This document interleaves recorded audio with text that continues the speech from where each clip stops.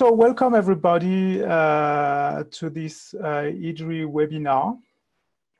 We are together for about 1 hour and a half to discuss some interesting perspective on rebuilding marine life. So as you all know, talking about the threats to marine life is wider than asking ourselves how to save just fishes or coral reefs or other species. It's more profound. It's really about understanding the risks posed to the good functioning of the whole ocean system. And if we go a step further, it's about understanding first an important piece of the climate system puzzle, the ocean, and as well about understanding the risks to ecosystem services that are for many people around the world absolutely critical if you think about food security or coastal protection, for example. And what science shows is that many drivers of depletion often risk to marine life are converging since the second half of the 21st century through fishing and habitat destruction, for example, and now including climate change. And the recent IPCC special reports on 1.5 degree on land and on ocean and cryosphere, they have been released in 2018 and 2019. Actually, they are not sending a good news about the future of terrestrial and marine ecosystems. The impact of overfishing or pollution on marine life are known for a long time, but now science is clearly highlighting that climate impacts on the ocean and coast are already detectable and at all latitudes and at all depth. And these impacts will likely become more severe in the decades to come. So the problem is serious, okay? The future risk will not only depend on climate change, for example, or external drivers. The risk will also partly depend on how effective what we will globally and locally put in place now, how much it will be effective on the long run. And this is a critical question. And a recent paper published in last April in Nature brings some encouraging and insightful messages, and that's good in this period of troubles to hear about some positive messages.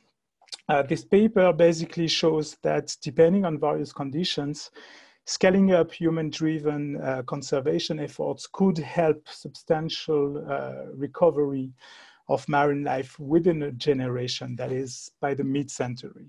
And that's an important message for many species, for the ocean as a whole, but for the planetary system as a whole and for humankind at large. To discuss this, IDRI welcomes three speakers today. Jean-Pierre Gattuso is Research Director at the Laboratoire d'Océanographie de Villefranche-sur-Mer.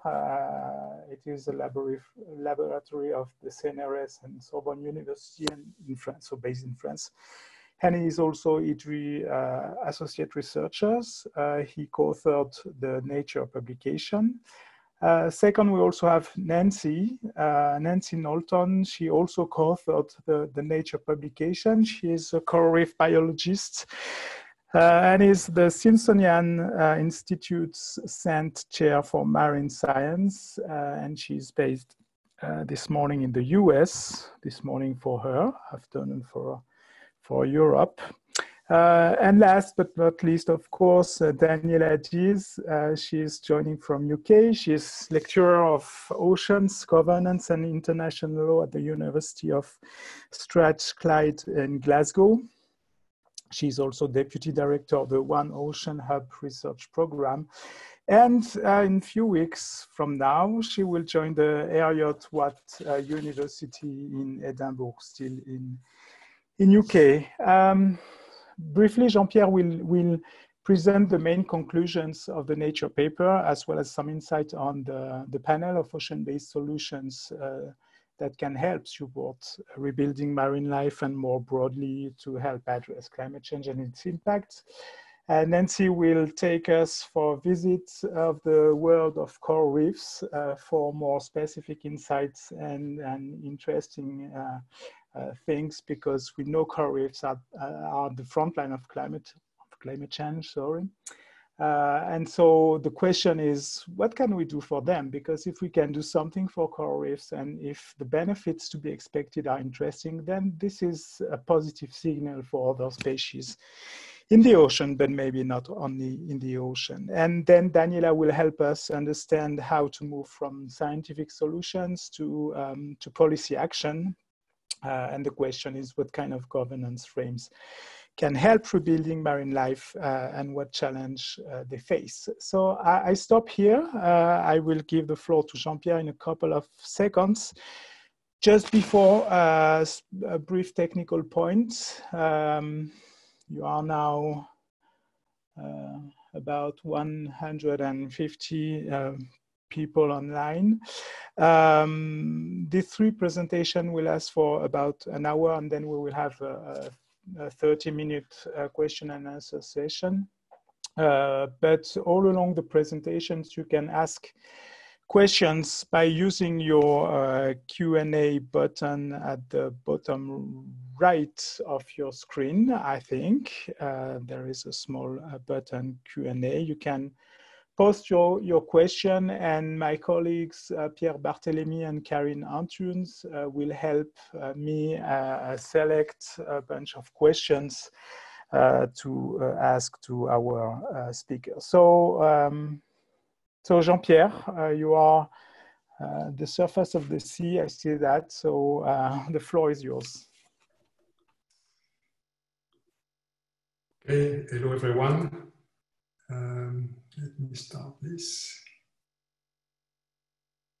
So I'm going to today to let you know about this paper, which was led by Carlos Duarte, who I want to acknowledge is my co-author on this presentation, Rebuilding Marine Biodiversity.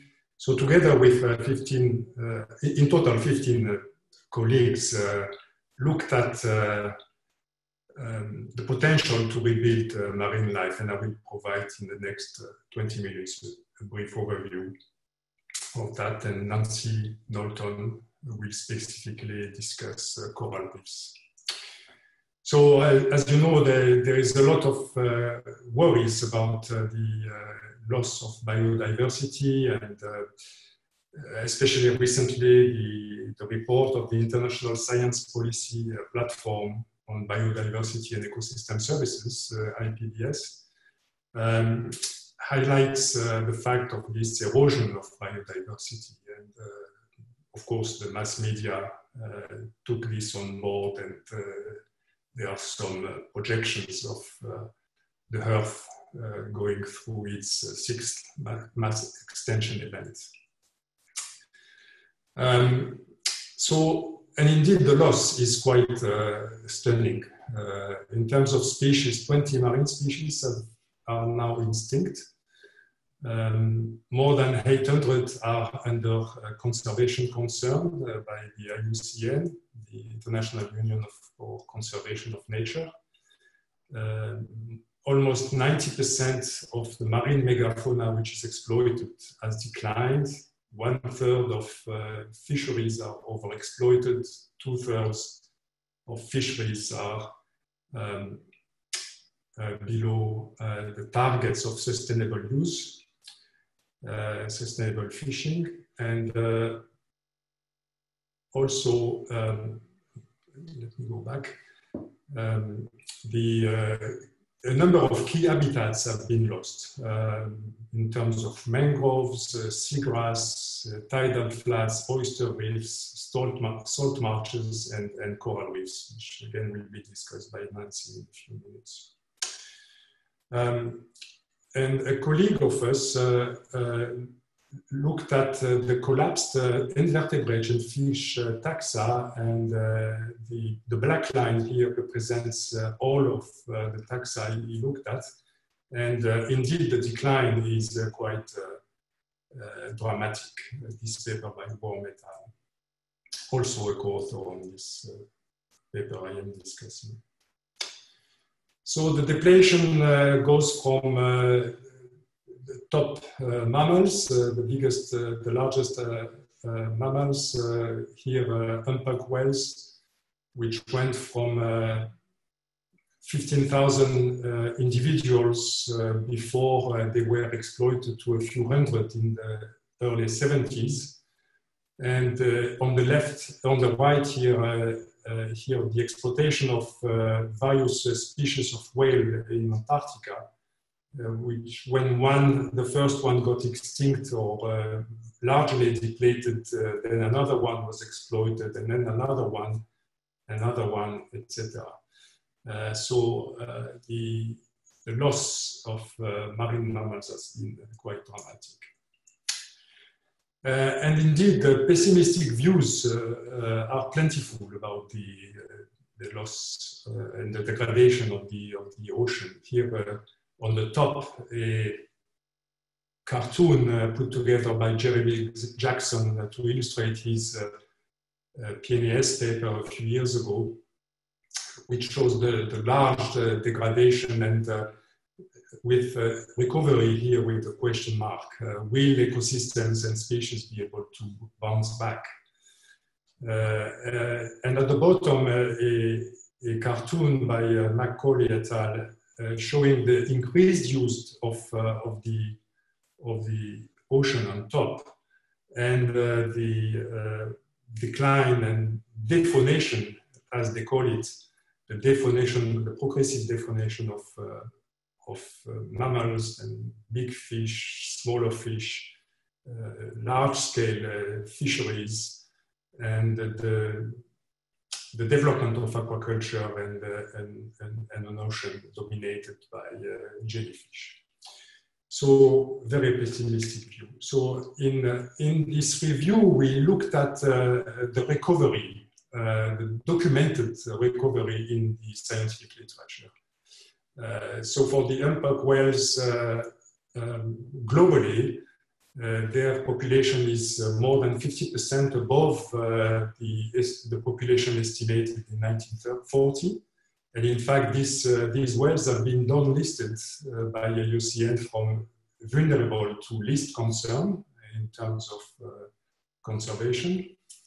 And globally, out of 19 marine mammal populations which are well documented, 42 are increasing, 10% are increasing, decreasing, and the remainder is showing no change. So the recovery of whales seems to be underway. Of course, largely because of management and regulations. Another spectacular recovery is the restoration of mangroves in the Mekong Delta in Vietnam. This mangrove forest, the largest forest in the world, was largely destroyed during the Vietnam War due to the use of herbicides by the US Air Force. And starting in 1978, there has been a very large restoration effort, which in fact is quite astounding.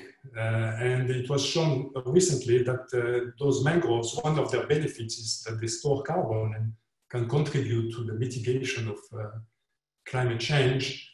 Their carbon content in a restored mangrove is about the same as the carbon content in natural mangroves. So they continue to provide this carbon storage service. Similarly, salt marsh restoration is well proven and has been very well described.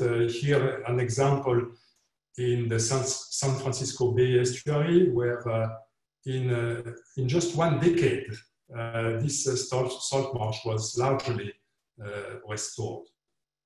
as documented by William et al. In 2002. A spectacular recovery of European seagrass.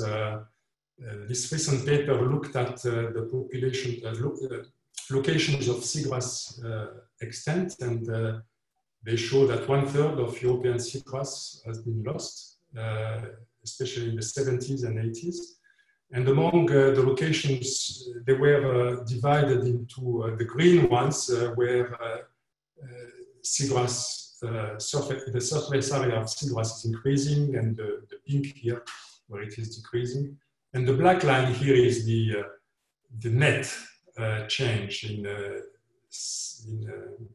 the extent of seagrass. And you see that in the 2000s, the rate of change has gone from negative to positive, showing that, in fact, nowadays, the seagrass decline is no longer a generalized state in Europe, demonstrating, and in fact, it has been observed in other locations, not so many, but in Florida, in Japan, and Southeast, some locations in Southeast Asia. So there is definitely an opportunity to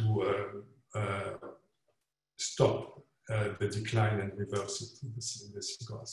Here, an example of recovery of coral reefs with the largest destruction you can think of.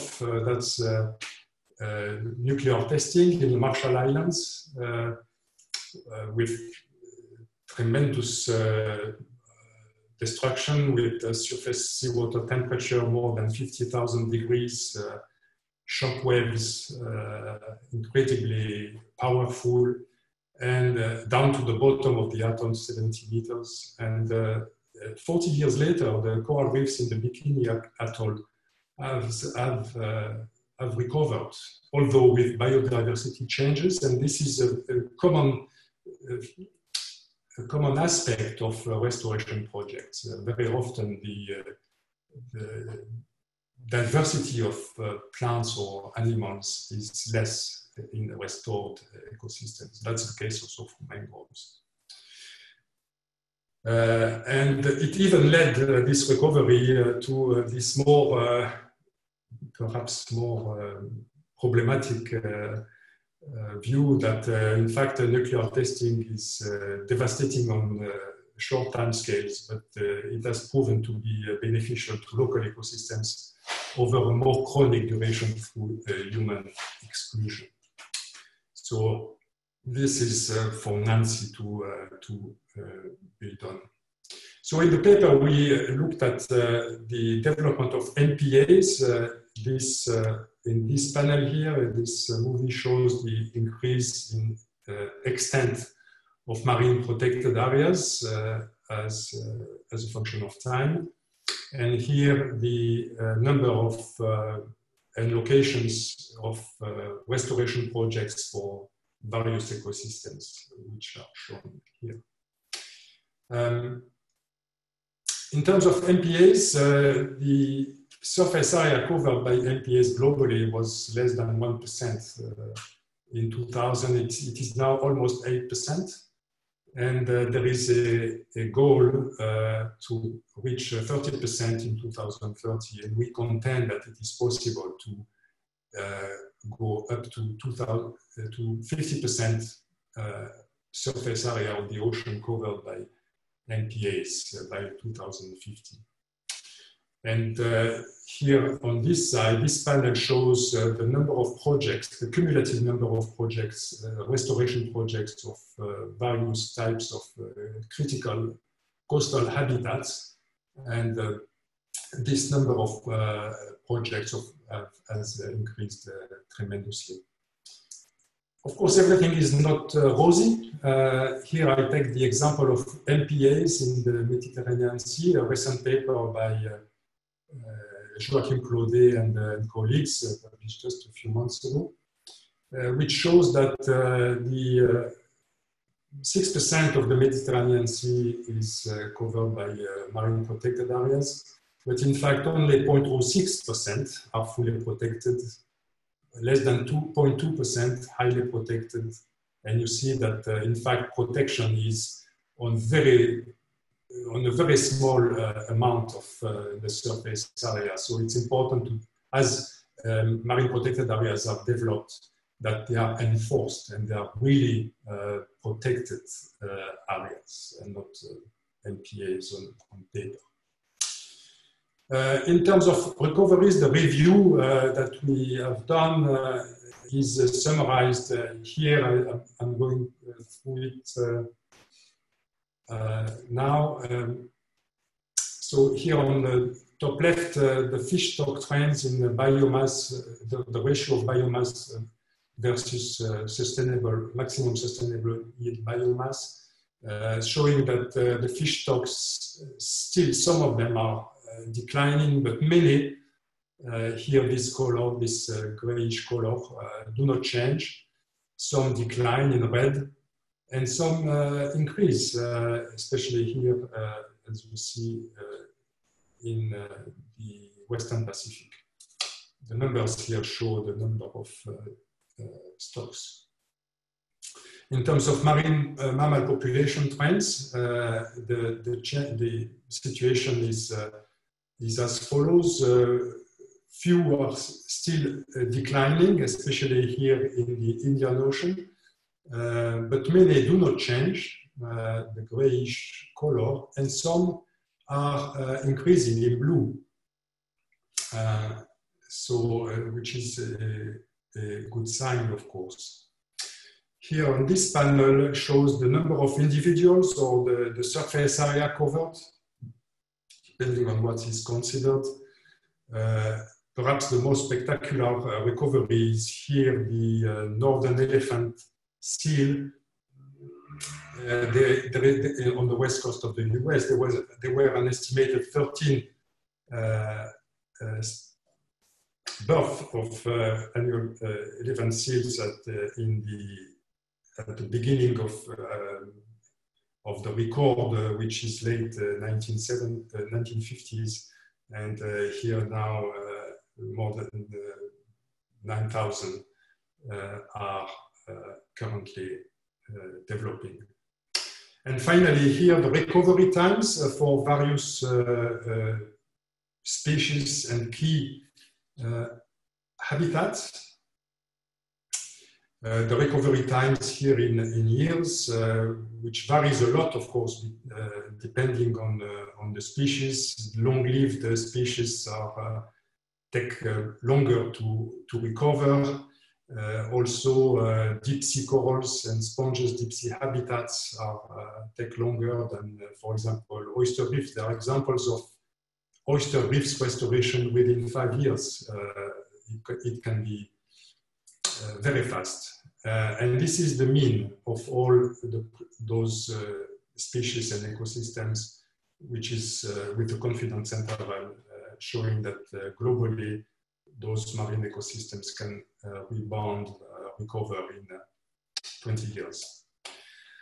So there is no single solution for achieving what we call in the paper substantial, that is 50 to 90% recovery by 2050. The recovery requires the stacking of what we call recovery wedges, including protecting vulnerable habitats and species, adopting cautionary harvesting strategies, restoring habitats, reducing pollutions, and mitigating climate change. Of course, the strength of these actions, wedges, depend on is different across species and ecosystems. For example, mitigating climate change is absolutely essential to set coral reefs on a recovery strategy, whereas improved habitat protection and governance is the critical one for marine vertebrates and deep sea habitats. So there are roadblocks, obviously, and they are detailed in the paper. The main one is climate change roadblock, which is the critical background against which all actions need to take place. And much stronger efforts must be made to increase the ambition of nationally determined contributions under the UNFCCC negotiations. There will be unavoidable impacts. These are due to the committed changes in terms of warming, acidification, and sea level rise. Natural variability also can impede recovery. The failure of to reduce pressures other than climate change, such as pollution, for example, unexpected natural or social events, and also the growing human populations, which will have additional demands on the oceans for space, seafood, and other ocean resources. But we contend that substantial to complete recovery appears to be realistic and achievable for most components, not all of them, for most components, if those roadblocks are lifted.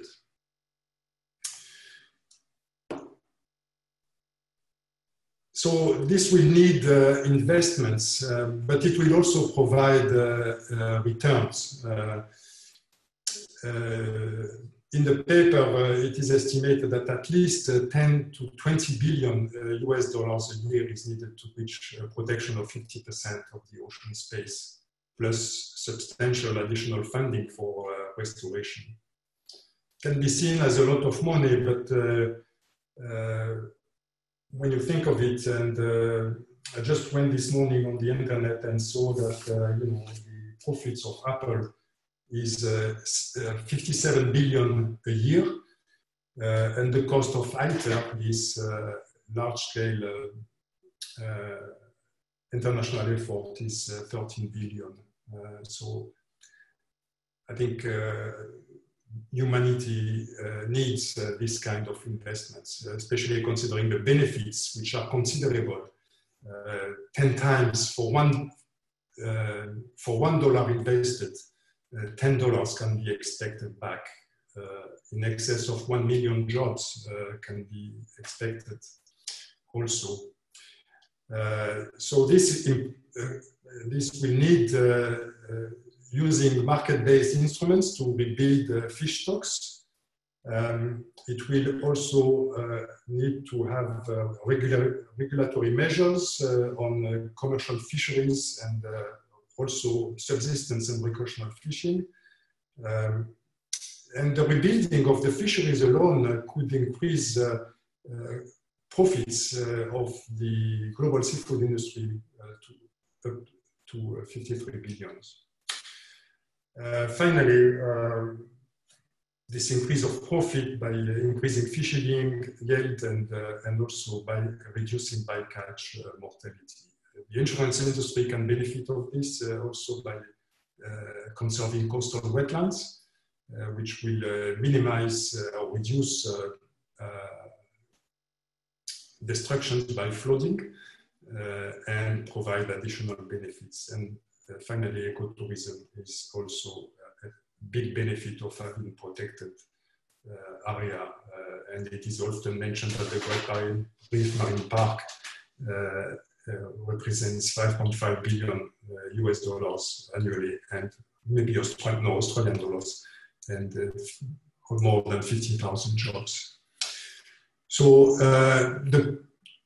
here, hunting, fishing, deforestation, and habitat loss have all peaked already at different times. The peak is shown by this purple color, but still pollution, chemical pollution, and plastic pollution is still increasing as we speak, and climate change also still increasing. So this increase in pressure has gone parallel to various governance instruments, and I will let Daniela discuss those instruments. So in the global, when we look at ocean-based measures to minimize the climate change and its consequences, this is the outcome of a study we did at TIDRI with also my colleague Alexandre Magnan. We looked at various measures addressing the causes of climate change, supporting biological and ecological adaptation, adaptation and enhancing societal adaptation plus solar radiation management. We looked at all those measures, and the ones I have discussed today with respect to rebuilding marine life is only a few of them. And here, restoring and increasing coastal vegetation, pollution reduction, conservation, restoration and enhancement of habitat and ecosystems, and community-based adaptation. There are many others that can be used with various effectiveness. And in fact, we clustered those ocean actions, which are listed here, 18 of them, in 4 policy-relevant clusters: the decisive actions, the low-regret actions, the unproven ones, and the risky ones.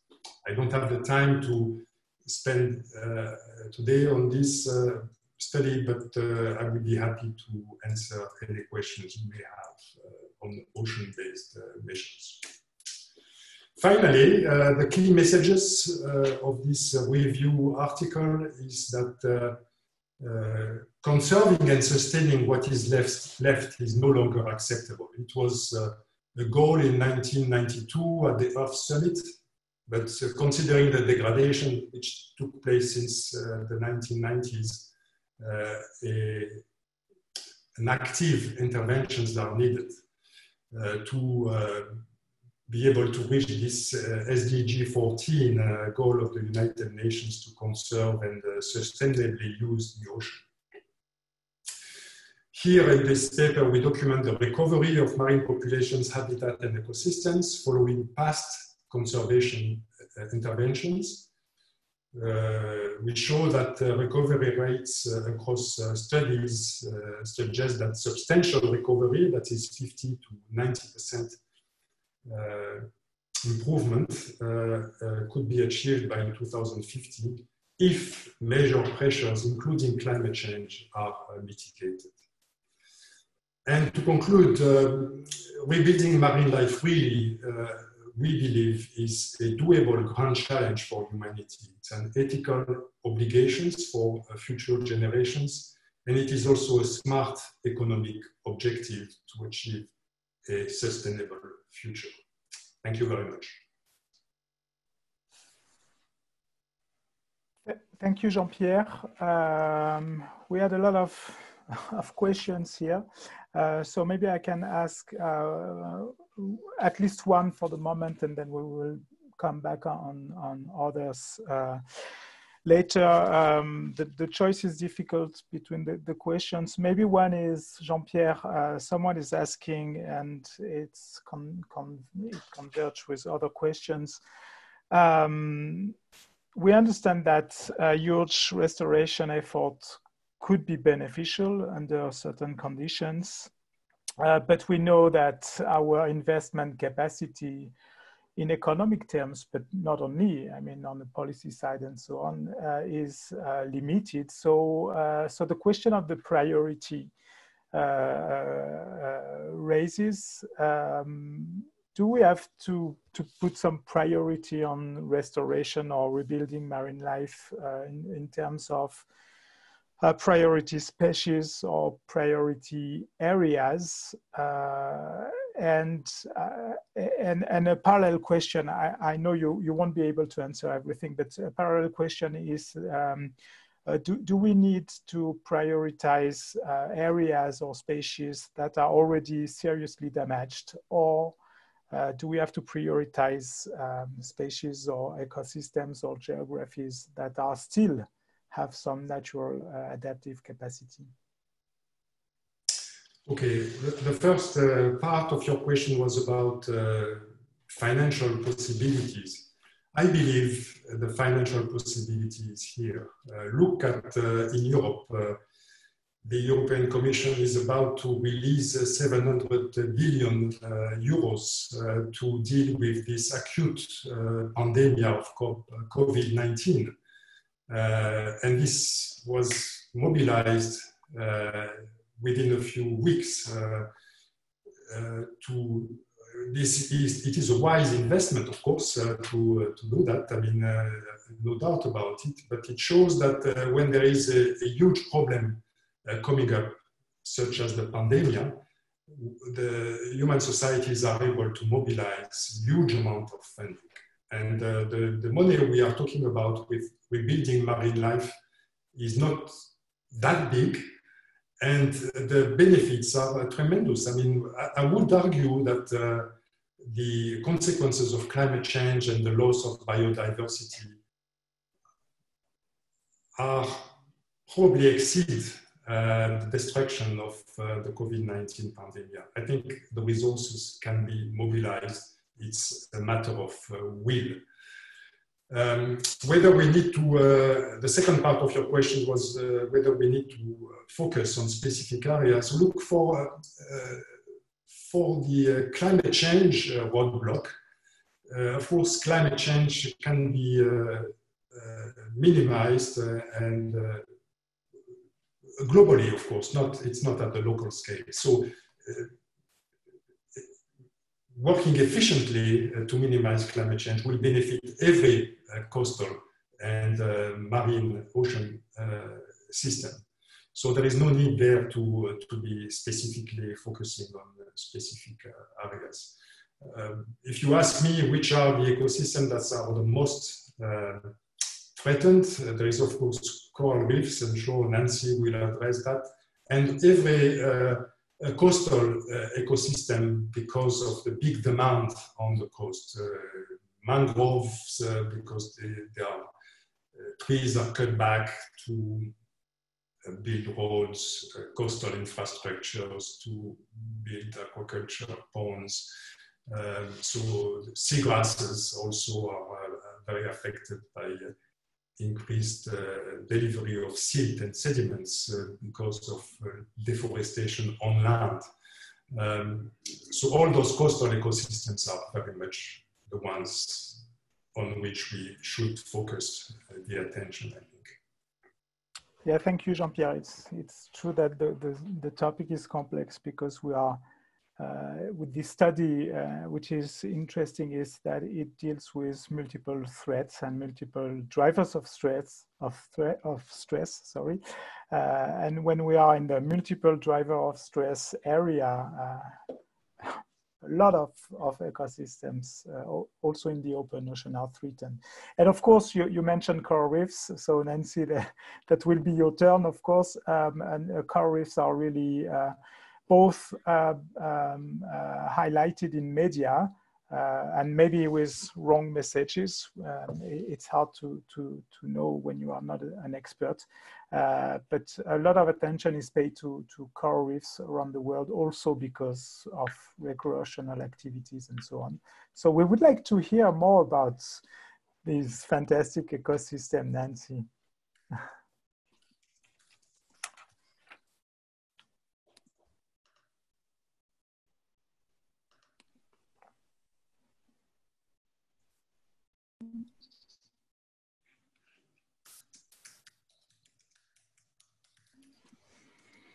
So we can see your screen, Nancy. That's good. Thank you. So can you see me? Can you see my screen now? Yes, and we can hear you. Perfect. Can you see my screen and hear me? Excellent. Yeah. Okay. I'm getting a little message on my computer saying the internet is unstable, but hopefully this will keep working. Well, thank you very much for this opportunity to talk about coral reefs. As has been alluded to in the previous discussions, in some ways they're the most challenging of all the marine ecosystems we have to worry about. And indeed, in the Duarte paper that we're referring to repeatedly, it was one of only 2 ecosystems where the prediction was not was more along the lines of partial to substantial recovery rather than substantial recovery. So it is a challenging ecosystem to work in terms of thinking about how to make them healthier and rebuild them. And in fact, they've often been called the canary in the environmental coal mine because they are so sensitive to so many different aspects of human activity. So the bad news for reefs actually began a long time ago. You see on the left a picture I took actually as a graduate student, which is dating me a bit. And although you can see that reef was covered with living coral, all those little branches and heads, that's all live coral. So it was, in that sense, it was a very healthy coral reef. But even back in 1975, we realized that it was not, certainly far from pristine. And that was because what's not in the picture that I took, which is any large fish. And when we were there doing our research, although we noticed the absence of healthy fish communities, we didn't really worry about them in terms of the health of the coral. And that turned out to be a huge mistake because within 10 years, those reefs, the corals were mostly dead and covered with seaweeds, which is what you see on the right-hand slide. Now, of course, this bad news just keeps coming. And I'm sure all of you have read something about what happened to the Great Barrier Reef between 2016 and 2017, back-to-back major bleaching events caused by water that was too warm. And in fact, there's even a bleaching event that has been going on this year as well. So when I started working on coral reefs, the biggest problems was actually not climate change. In fact, the collapse of those reefs had to do with, as I mentioned, overfishing, and combined with a disease that eliminated most of the remaining herbivores. That's a disease that struck a particularly important sea urchin. So that earlier collapse in Jamaica was not a function of climate change. This, on the other hand, in the Great Barrier Reef and increasingly around the world with massive bleaching events occurring on a regular basis, is associated with climate change. And so it's an illustration of how many different things over the course of my career, beginning in the 1970s, how many different things have impacted coral reefs to their great harm. And this is really a global tragedy, and it affects many, many countries. About 100 countries have coral reefs along their shores. And these coral reefs provide jobs, they provide food, they provide shoreline protection in the case of major storms or tsunamis. They also represent really important recreational and cultural values, and even the potential for important biopharmaceuticals, some of which have been explored, but many of which have not been. And in addition to the human values, it's estimated that coral reefs shelter about 25% of all marine species. And this tragedy, this global tragedy, is particularly affecting developing countries. You can see this map shows the presence of coral reefs in red dots, but the economic development status is indicated by the shades of green.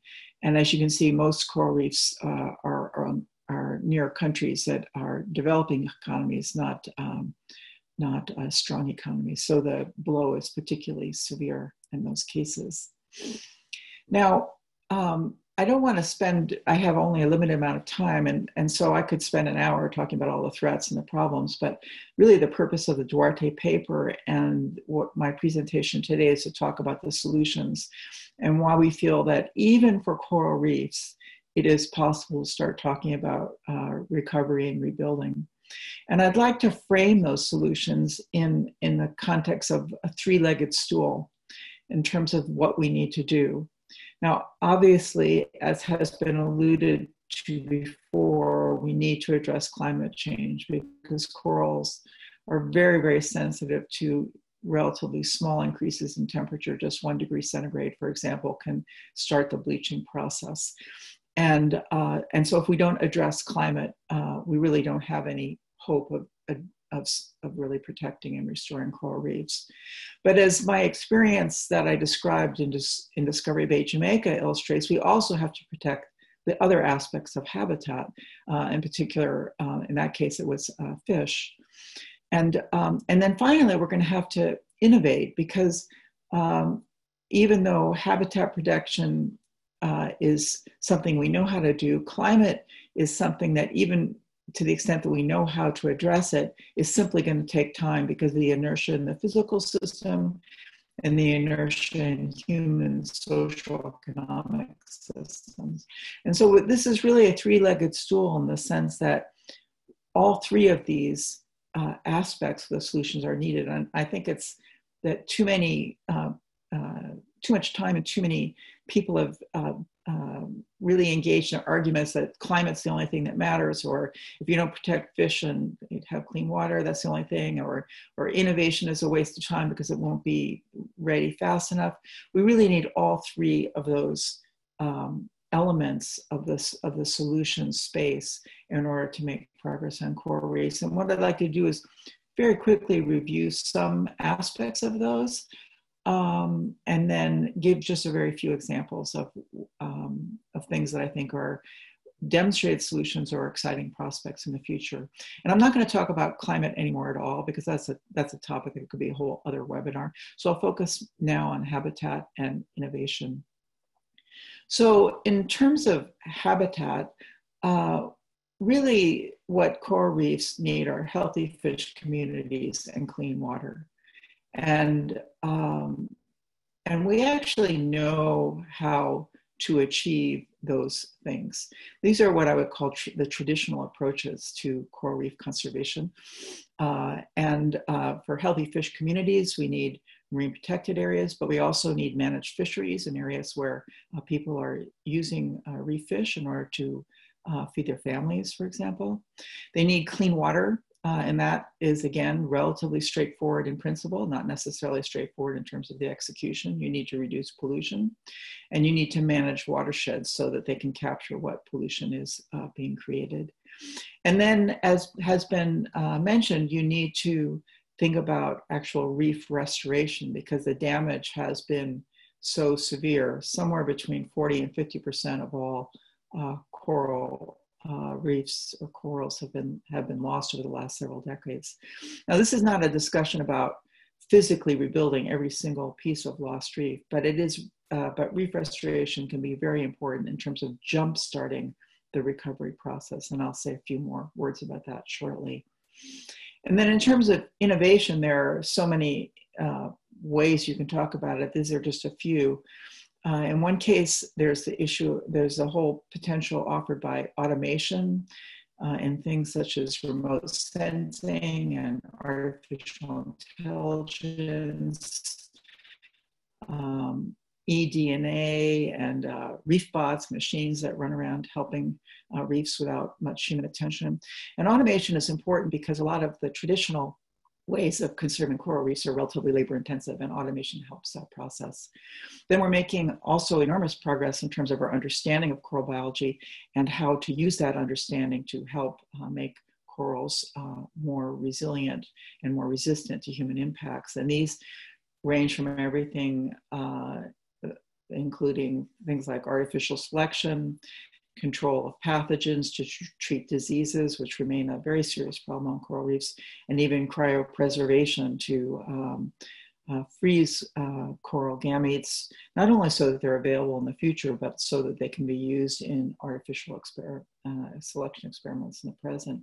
And then finally, there are a lot of innovations in the social sciences involving finance and also indigenous knowledge. So let me just give you a few examples. And the first example I want to give you is from Bonaire, which is an island in the Caribbean. And I think it's important to talk about the Caribbean because it's often viewed as the basket case of all coral reef regions, because so many of the reefs look like that picture of Jamaica after the collapse of the reefs. And yet this is a really interesting study published recently in 2019 by Bob Stenek on the recovery of Bonaire reefs after both hurricane and bleaching events. So what you see here is on the under coral cover, the hurricane occurred just before 2009, and the bleaching event occurred just after 2009. And so you can see these reefs were holding their own. They suffered from those two events, but then since 2011, they've been on a steady increase. So coral cover is going up, And in a similar way, here again, you see 2009 bracketed by a hurricane and a bleaching event, a big increase in macroalgae, and then a decline since then. So why is it that Bonaire is doing so much better than many other Caribbean reefs? And it's because they've taken a number of steps to really protect their reefs. The entire coastline is in a marine protected area, but it's not a no-take marine protected area, at least in totality. However, there's no spearfishing, there's no parrotfish fishing, which are very important for keeping macroalgae well grazed. Fish traps are being phased out. Anchoring is very highly regulated. All the activities associated with protection are funded by users via fees to enter the park, and there's regular monitoring. So these are parts of the elements that Bonaire has used to really create a success story in coral reef conservation. And in the upper right, you can see a plot that compares algae on the horizontal axis with percent coral cover on the vertical axis. And here you see what coral reefs used to look like. Lots of coral and not much algae. And over here is what most Caribbean reefs look like. But up here is what Bonaire looked like just recently. So this really is a success. And there's no reason that this kind of success couldn't be replicated anywhere in the Caribbean, or for that matter, on any coral reef around the world. I want to say a few words about coral reef restoration because it's getting a lot of attention, as I mentioned, because so many corals have died. People have turned to restoration as a way of stemming the losses and reversing the losses. Now, a recent analysis suggested that the median cost of restoration was about $404,000 US per hectare, which is a pretty large cost. And also that these restoration projects, which had been, where the results have been published, and typically the results were only reported for a year.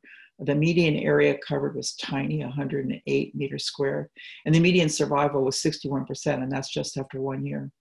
So if you consider the fact that the Great Barrier Reef is 35 million hectares, and you wanted to restore just 1% of it, you're talking about something like $141 billion US. So that's really not what coral reef restoration is about. And I think it's important to separate these average statistics from what the roles where coral reef restoration can be important. And I want to give you one example of this. This is work by Helen Fox, who worked on restoring reefs in Indonesia after blast fishing. And the places they were working, the regulations prohibiting and blast fishing were improved.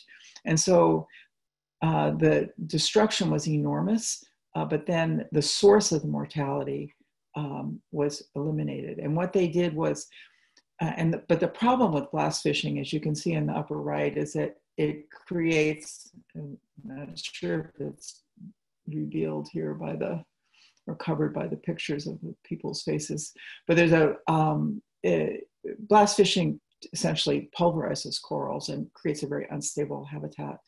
And so it's very hard for corals to recover. As a result of their work, which involved 4 different types of methods, strategies for stabilizing the substrate, they documented that that in the control area where they did nothing, there was essentially no recovery, and that's what you see here. But in these various areas where they stabilized the bottom and essentially tied down the loose substrate so it wasn't rolling around, they went from 0% to up to 82% coral cover in just 16 years. So this is an example where coral reef restoration really makes a lot of sense. In this particular case, they didn't even bring in live corals. They just used natural recruitment to have recovery take place. Say a few words about new technologies. There are a lot of these. Some of them involve remote sensing. As I mentioned, coral reef monitoring is typically very labor intensive. So there's been a lot of developments in terms of imaging, and also even with photography, which can be very labor intensive, not so much in the taking of the photographs, but in analyzing the use of artificial intelligence. I mentioned before these reef bots. Here you see one that's used to spread baby corals over the coral reef. And there are other versions of these reef bots which can find crown of thorns starfish, which cause a lot of mortality on the Great Barrier Reef, and inject them with vinegar to kill them. And then on the lower left, you see here the cryopreservation, which is now being used to successfully store sperm of corals to be used both in the future and in the present during artificial breeding experiments. And then finally, I'd like to say just a few words about the new financing tools that are available. And you see these here summarized on the right. Some of them are relatively traditional, such as charging fees. That is, in fact, what the Bonaire government does to support the activities of conservation. They charge people to enter the National Marine National Park. But then there are other things like reef insurance, which has been used now in the Caribbean to help finance reef protection on the Mesoamerican Great Barrier Reef, and also debt for nature swaps, which has just been used by the Nature Conservancy along with other organizations to create a vast marine protected area in the Seychelles. So there are lots of innovative financing methods that are being developed, as well as these innovative sort of more science and technology side of things. So that's really all I have to say for now. I'm happy to take questions about any aspects that I've talked about, or anything else about coral reefs for that matter. Thank you. Thank you, Nancy. Yes, a lot of questions. Again, not easy to synthesize, but if I try to come up with some overarching points from the questions, this is interesting to get to dive into one single example, one specific species that helps going further in terms of the detailed question we can ask about restoration and what we can do. Two different kind of questions very quickly. One is about the natural capacity of coral reefs to do their job, actually, because we see that in your presentation that human societies can do a lot, actually, can achieve a lot. But the first question is also, okay, and is it enough? That means, do coral reefs still have the capacity to adapt and to cope with changes? Especially because we all know they have, and they are still now recurring huge bleaching events. So this is the first part of the question, the natural side. And on the other side, some questions related to these finance issues. You show that at the national and local level, we can find ways to develop some financial instruments to help reef protection. But is it enough? To what extent a given country can do it by itself, or what is the role of regional and international organisms, financial bodies, or multilateral cooperation and so on? So sorry, two long questions, but two quick answers. But you elements of them. The first question had to do with what was the capacity of coral reefs to make it on their own. For example, if humans just relaxed pressures in terms of the immediate environment. I mean, the study of Helen Fox's showed that in a place where the only problem was a specific disturbance, which was then stopped, then actually reefs are pretty capable of bouncing back, and actually remarkably quickly. And that's because a lot of the corals that grow on reefs actually grow relatively fast. Not all of them. The big head corals grow very slowly, about 1 centimeter a year. But the branching corals grow about 1 centimeter a month from their branch tips. So they can actually recover pretty quickly once they get going. But the second question, if I understood it correctly, has to do with whether coral reefs can adapt to the changes in climate. And we know on some time scale that they can, because, for example, coral bleaching doesn't happen at a fixed temperature. It happens when the local temperature exceeds the normal average by about 1 degree centigrade. So that tells you that the corals have adapted to their local thermal environment. The problem is that the rate that we're changing global temperatures, and also, for that matter, global pHs, which I haven't talked about at all, is much faster than corals are usually experienced. And that's why there's been a lot of interest in artificial selection, even genetic engineering. The idea, the term is called assisted evolution. And the idea is to jumpstart the ability of the corals to evolve, to be better suited to the conditions that are likely to prevail for some time, even no matter what we do in terms of addressing climate change. It's not going to be a quick fix. And so I think the answer is it really depends on the coral and depends on what you're at, the actual threat that you're talking about. In some cases, I think the coral reefs can, if we take away the pressures, restore healthy fish communities, have clean water, the Bonaire example being a really good one. Also, Helen Fox's example in terms of ending dynamite fishing. The reefs actually are doing pretty well. And that's good because it's expensive. Restoration of any sort is expensive. But on the other hand, there's some elements of what's corals are likely to face where they probably do need our assistance. And I think even though it's expensive and uncertain, I think it's important to look at what, say, humans have done with agriculture and selection in terms of the plants and animals that we use, to realize that we have done a lot, and technology in general. Think about what has happened, say, to the price of solar power. So to simply dismiss technology and say it's too expensive and it's not fast enough, I think flies in the face of what technology has given us in terms of benefits over the last, say, 5 decades. That said, technology on its own is not enough, and that's the point. And I will return to that point again and again. Addressing climate change, investing in habitat quality, and investing in technology are all parts of the solutions that we need for coral reefs. In terms of the financial mechanisms, again, it depends on the setting and the scale of what you're trying to do.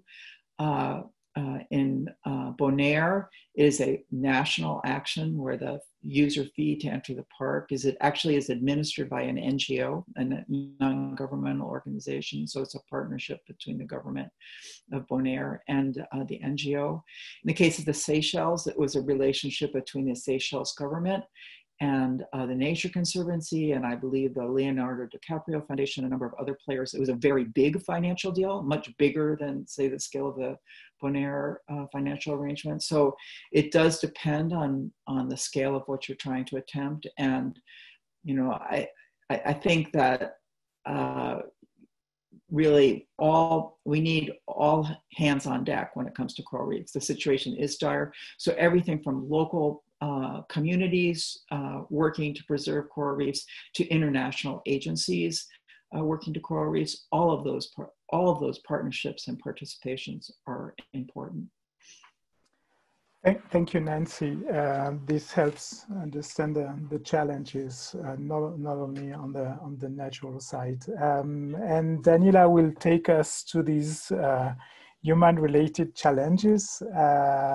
So how to govern this, Daniela, please? Sure, give me 1 second.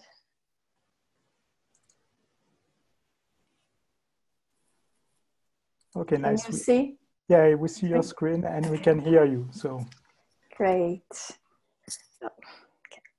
So yeah, hi everyone, good afternoon, good morning, good evening, wherever you are. I'm going to complement those fantastic presentations by Jean-Pierre and Nancy by talking about the governance sphere. I'm starting with this graph very nicely presented in the paper by Duarte et al. That both Nancy and Jean-Pierre were authors, but I'm not going to address all of those instruments because there are too many for a 20-minute presentation, but I'm going to focus on the Law of the Sea Convention, the Convention on Biological Diversity, the SDGs, of course, there is an interface with the Paris Agreement and all of that, and some other ones as well. So I'll just start with the Law of the Sea Convention, just because it's considered the constitution for the oceans, and I need to allude to that because it's has been considered by member states of the UN as the framework convention that regulates all activities at sea. Of course, not directly, but it sets general obligations, and its objectives is really to establish this legal order for the seas and oceans to facilitate international communication, promote peaceful uses, equitable and efficient utilization of the resources, and the conservation of the living resources, study, protection, preservation of the marine environment. So with this in mind, of course, not all UN member states are parties to UNCLOS, and not all CBD, Convention on Biological Diversity, member states are parties to UNCLOS. So this needs to be considered throughout the discussion, but a number of its provisions, including around the protection of the marine environment, has been considered rules of customary law. So it's applicable also to non-parties, just to an extent. So in its part 12, UNCLOS, the Law of the Sea Convention, talks about the protection of the marine environment. It's a part of the convention that's focused a lot on marine pollution, but it's not only about marine pollution. There has been decisions by international tribunals saying that that part also applies, that the protection of the marine environment entails other uses as well, other pressures, but it's very focused on pollution. And one particular provision that I'd like to focus, because it will take us throughout this presentation today, is that, oh, sorry, what happened here? Apologies. It's this one, that measures taken that states shall take shall include those necessary to protect and preserve rare or fragile ecosystems, as well as the habitat of depleted, threatened, or endangered species and other forms of marine life. So coral reefs, mangroves, all of those ecosystems that we have been hearing about today are included in those provisions. Related to that, there's part 5 and part 7 of the Law of the Sea Convention talks about the conservation and sustainable use of living marine resources. So in reference to fisheries, both in the exclusive economic zones in part 5, but also in areas beyond national jurisdiction on the high seas in part 7. And to implement some of the provisions contained in part 7 related to the high seas, especially around stocks that straddle between areas within and beyond national jurisdiction, a very important implementing agreement was adopted in 1995, which is the UN Fish Stocks Agreement. And most of its provisions are applicable to the high seas, but very important provisions, Articles 5, 6, and 7, also applies to areas within national jurisdiction. Article 5, for example, provides a number, it's the general principles that guide the implementation of the agreement, but it also contains very important obligations. And Article 6 is with respect to the precautionary approach to fisheries and how to set precautionary reference points, for example, for rebuilding stocks. And Article 7 is a little bit contested. It's about compatible measures between areas within and beyond national jurisdiction. But some of the flavor of this those provisions, first of all, starting with the objective of the convention is the long-term conservation, sustainable use of straddling and highly migratory fish stocks. So moving away from that short-term type of approach that usually humans have. Ecosystem approach to fisheries is embraced through a number of those obligations that I alluded in Article 5. So you need to, when managing fisheries, need to take into account the interdependence of stocks. So in this graph here on your left side, you can see that this is just a diagram from Kenny et al., a paper that we published on the ecosystem approach of fisheries that's being put in place, a roadmap that we developed for the Northwest Atlantic Fisheries Organization, whereby those multi-species assessments are a key consideration, and the relationship between those food webs in the system, also in relation to the habitats, because there are a number of vulnerable marine ecosystems that we're going to talk about later today, which are deep water corals, sponges that also depend on the healthy stocks, and the stocks depend on the healthy ecosystem that those, and ecosystem services that those areas provide. Again, so Article 6 of the Convention provides for these rebuilding plans, the precautionary reference points, having maximum sustainable yield, for example, as not a target, but something that you want to be more precautionary than that. And it's aligned with SDG 14.4, for example. And also contains a number of obligations related to catch data collection and reporting, which is also very important to feed into those stock assessments and the multi-species models that are to be put in place. And in addition to that, another one that I find very important is the obligation to conduct impact assessments. And we'll see more details of what that entails in practice in relation to fisheries with respect to vulnerable marine ecosystems. So in relation to deep sea fisheries, something that emerged throughout the years after the fish stocks agreement was negotiated, and because of its limited scope in covering straddling and highly migratory fish stocks, there is a concern about the discrete stocks that only occur in the high seas. There is also concern about those vulnerable marine ecosystems such as cold water corals, sponges, seamounts, hydrothermal vents, canyon heads that were left somehow not covered by the fish stocks agreement. Even though covered by the Law of the Sea Convention, it wasn't very detailed, and they required more specific provisions and guidance around that. And in 2006, the UN General Assembly adopted a resolution on sustainable fisheries, the resolution that they adopt every year, but with a specific focus in its paragraph 83 on vulnerable marine ecosystems, and also requested the FAO, or invited the FAO at the time, to develop guidelines to apply some of those conditions for bottom fishing activities in areas beyond national jurisdiction. But since it was adopted, a number of coastal states have also included some of these requirements into its national legislation with respect to coastal waters. So that's been a success story, I think, that provides you know, some sort of a roadmap for what can be done to protect those ecosystems. And a number of instruments are contained in the FAO guidelines, the deep sea guidelines, for example, encounter protocols, but the most effective so far from literature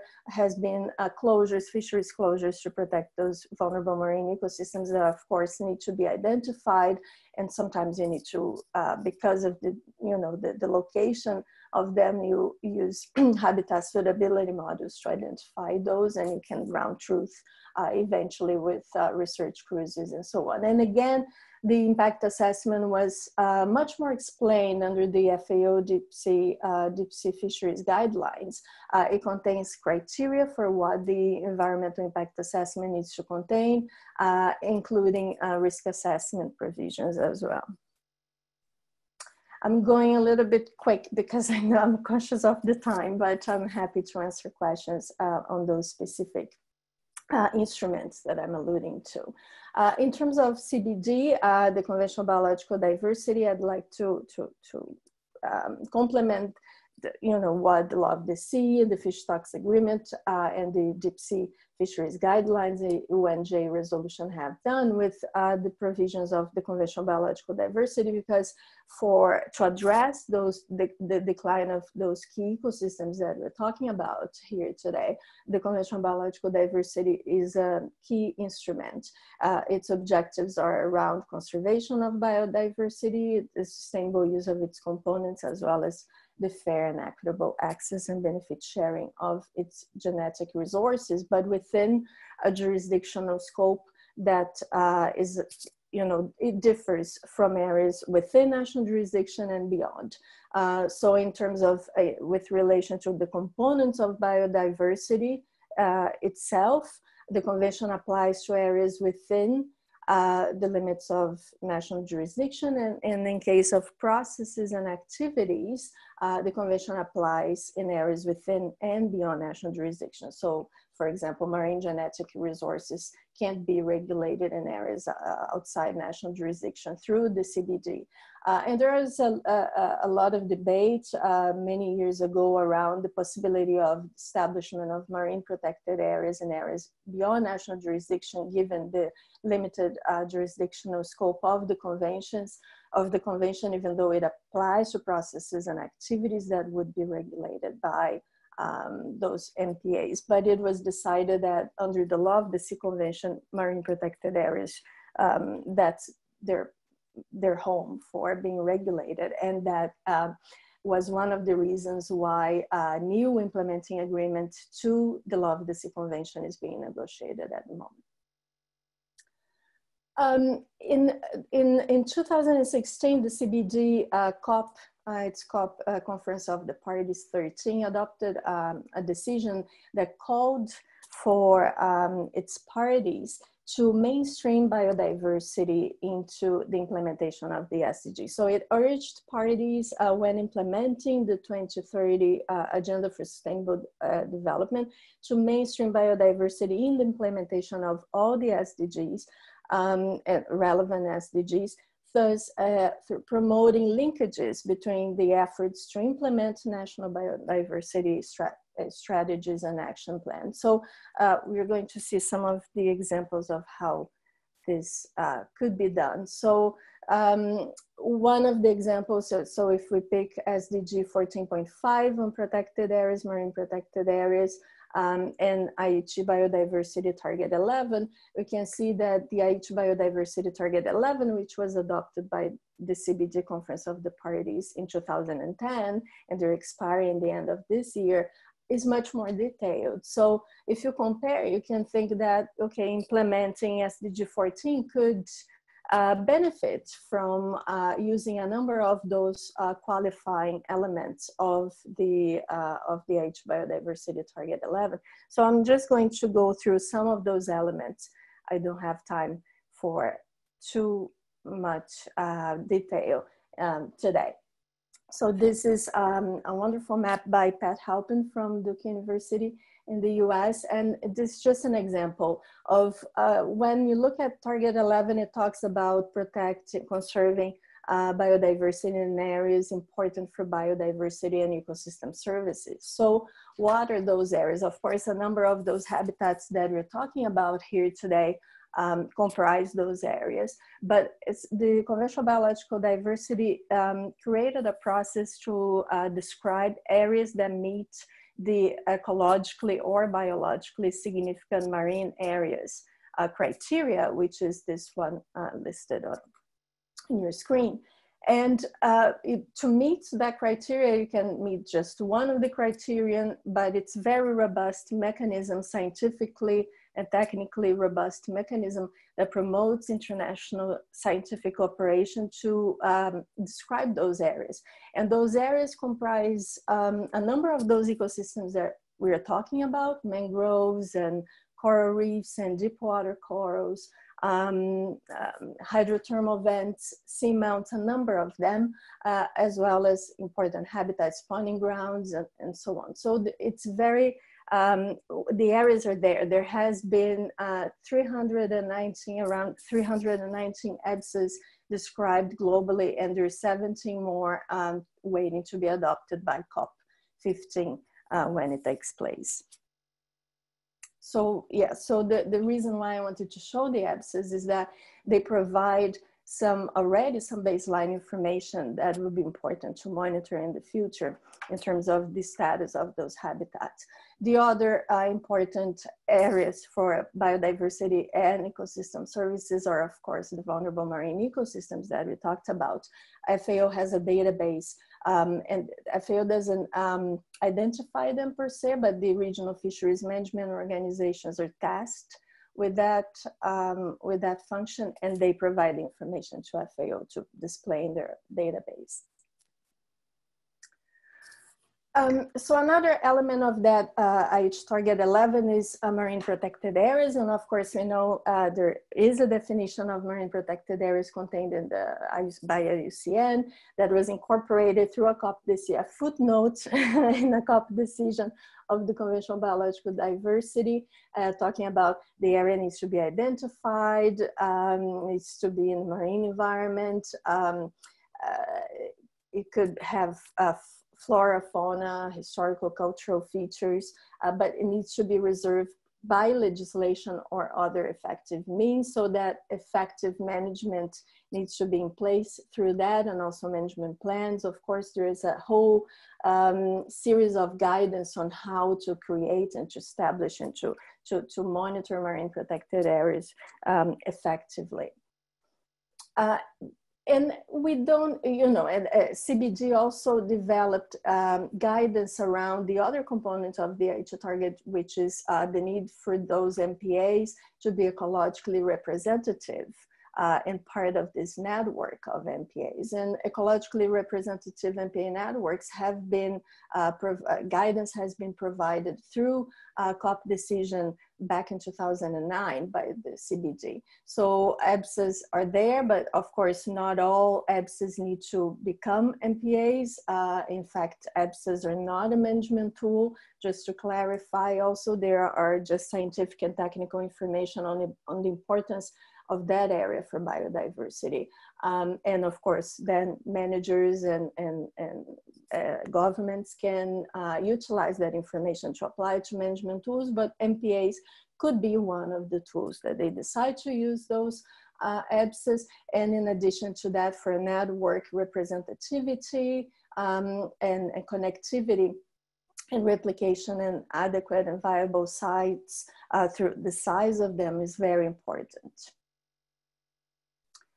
Other effective area-based conservation measures that is also part of that IH biodiversity target 11 and will probably be part also of the post-2020 biodiversity process that we're going to talk about in a minute, has been defined more recently in the last COP as a geographically defined area. So it needs to be other than a protected area, which is governed and managed in ways that achieve positive and sustained long-term outcomes for the in situ conservation of biodiversity with associated ecosystem functions and services, and where applicable, cultural, spiritual, socioeconomic, and other locally relevant values. So I find it interesting because while the MPAs need to have a conservation objective, the OECMs, they don't need to have a conservation objective, but they need to have a conservation, a biodiversity conservation outcome. So in the way, it's very robust, and also criteria for the application of this tool has been developed and adopted by the same decision, CBD decision 14/8. So it's important because one of the elements that they also highlight in the criteria is the ability to handle multiple threats.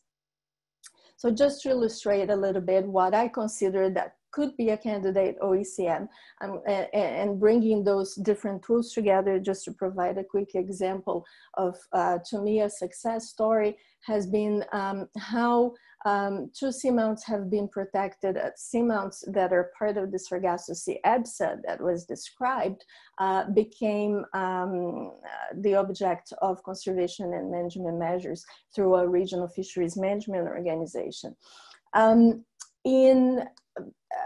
Well, it's been a while, but after the Sargasso Sea was described as an EBSA through the CBD, two contracting parties to the Northwest Atlantic Fisheries Organization requested its scientific council, to assess the impacts of their activities, of the fishing activities that they conducted on that EBSA. Initially, it was thought that because the Sargasso Sea is quite pelagic and it didn't include it was thought that it didn't include the benthic features.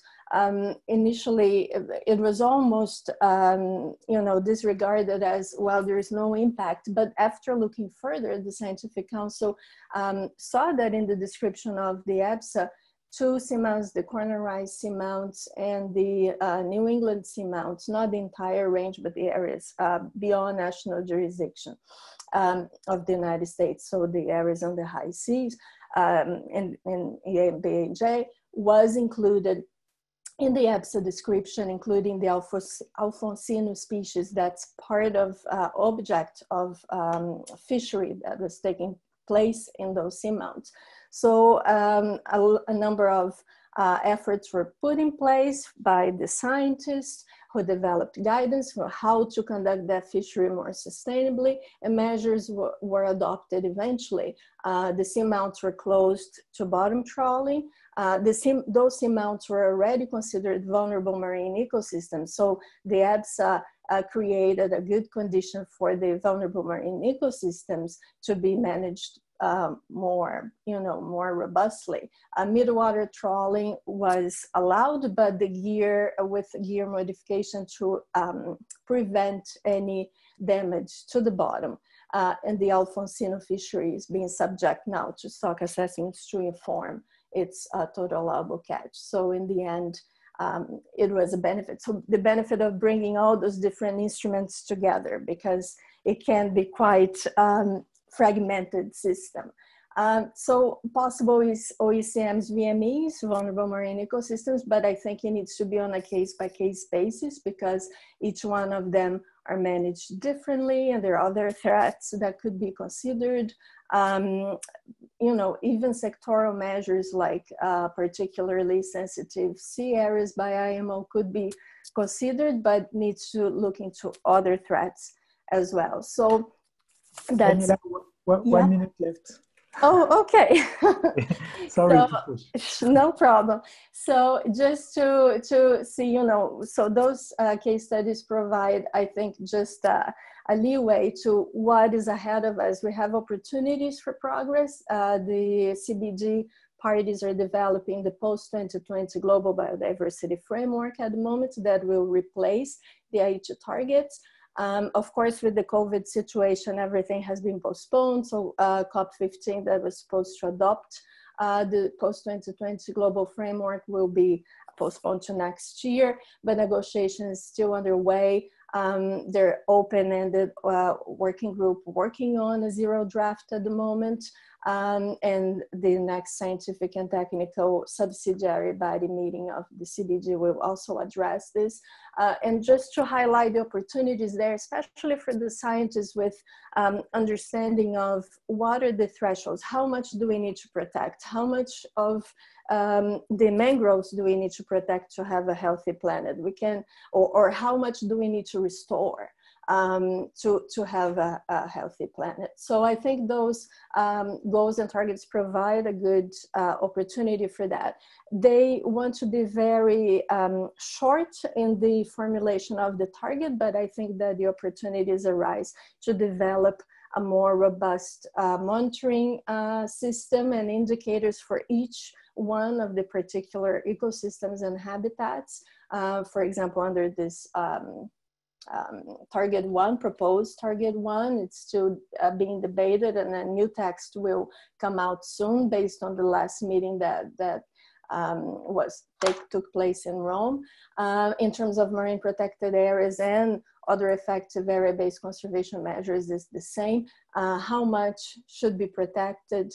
And I think we can further develop those specific components in the sub-targets in the form of monitoring elements or indicators that will be adopted at the same time as the targets, as opposed to what happened before. So with that, I wanted to touch upon the conventional migratory species as well, that in its latest COP called for the post-2020 biodiversity framework to include the concept of ecological connectivity, because it's also very important for CMS and for those species ranging from one place to another.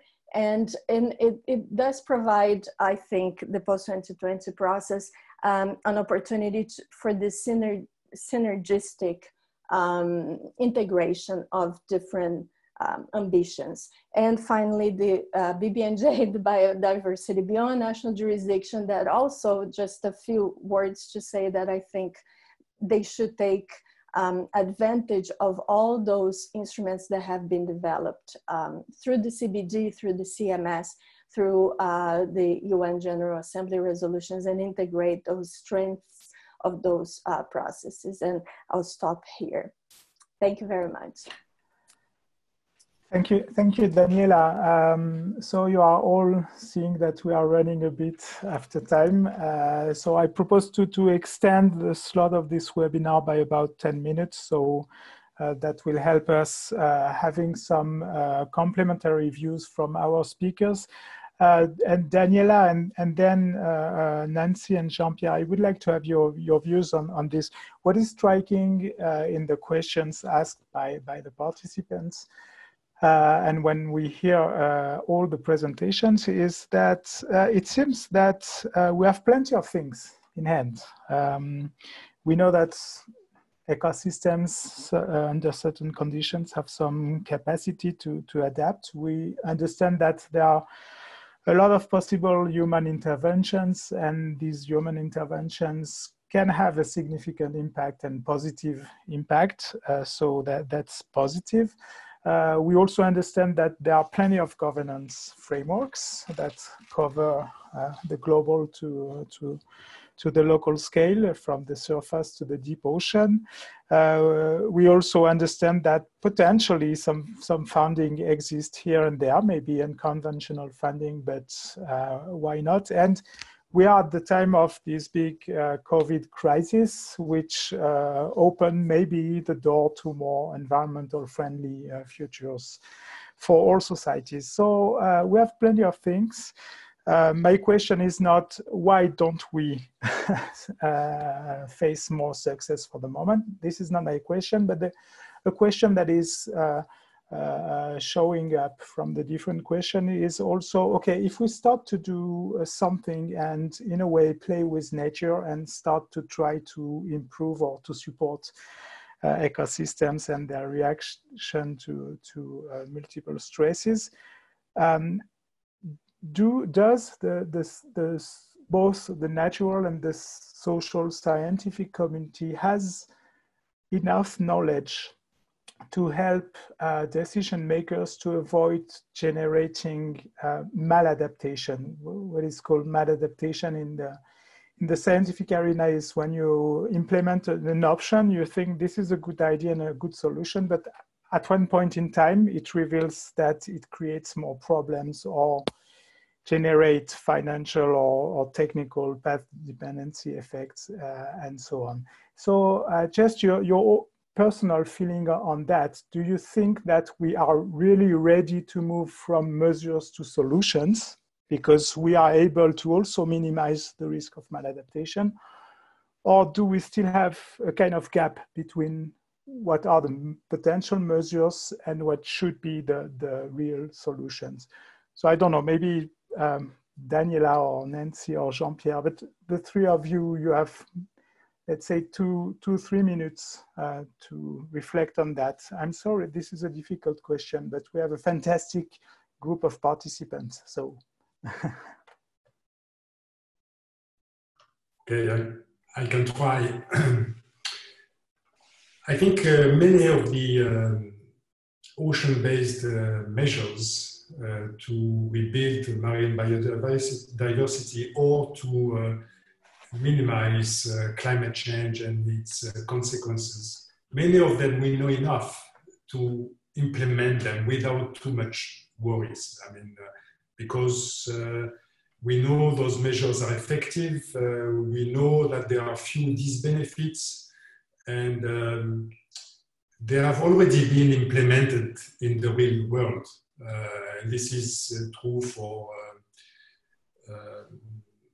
marine parks, for renewable energy, for restoration in many aspects. But it is true that some of them, and it was mentioned, solar radiation management to limit the increase in seawater temperature. This, in our recent study, we classified as a risky measure because it has never been implemented. We are not even sure it works on paper. And we feel, and the scientific community overall thinks that there are potentially serious disbenefits. So it is very important to look at various criteria when one wants to implement a measure: the effectiveness, the disbenefits, the co-benefits, the risks, unintended consequences. Yeah, all those things need to be considered together before implementing measures, and in order to avoid maladaptations or further damage. Thank you, Jean-Pierre. Nancy, Daniela.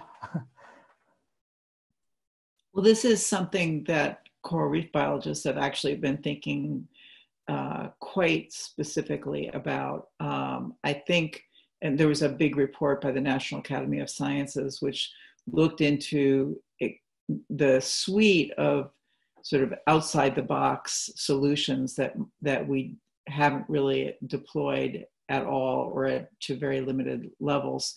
And certain ones can clearly do have real risks, and the recommendation would be to hold off on doing those. I think the more you move things long distances, and the more you fool around with the genetic underpinnings of creatures, the bigger the risks are. And so, but it's not something that's being ignored. So that's what I would say, is that on the other hand, you can let fear of risk paralyze you into doing nothing. So it's sort of like COVID-19. It's just operating on a not quite such a fast track, but it's the same principle. You can't avoid all risks. You take the risks you think you, in your best scientific judgment, feel are legitimate risks to take in order to address the problem. Yeah, I'll be biased towards my discipline and say that yes, I think that we can utilize tools that to measure the risks, so impact assessments and risk assessments, and I think we need to look at the ecosystem more broadly than a specific potential target species that could be damaged or not. But also regulation. So I think that maybe not over-regulation, but I think there needs to have some parameters for making those decisions.